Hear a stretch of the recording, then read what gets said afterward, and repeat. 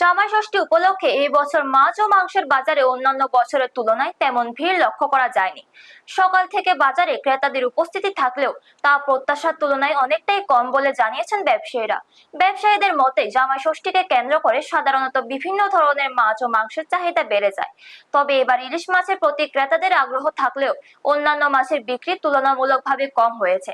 বাজারে পর্যাপ্ত মাছ সরবরাহ থাকলেও চাহিদা কম থাকায় অনেক বিক্রেতাকে ক্রেতার অপেক্ষায় থাকতে দেখা গেছে। অন্যদিকে মাংসের বাজারেও প্রত্যাশিত ভিড় দেখা যায়নি।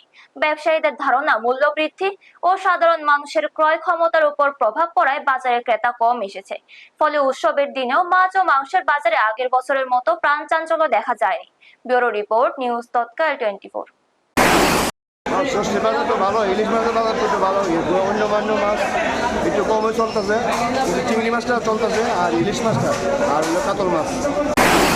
ষষ্ঠী অ্যাকচুয়ালি তো জামাই ষষ্ঠীর ভিতরে বাজার ভালোই হয়, কিন্তু এইবার হলো দুঃখের বিষয় হলো মল মাছ পাইছে।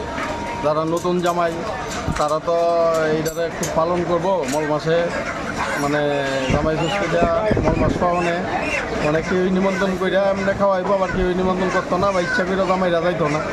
এই কারণে বাজারটা একটু খারাপ হয়ে দিছে। ষষ্ঠী ব্যবসা মোটামুটি বেশি একটা ভালো না, ইলিশ মাছটা বেশি চলতেছে আর কি, কাতলা মাছটা একটু কমই।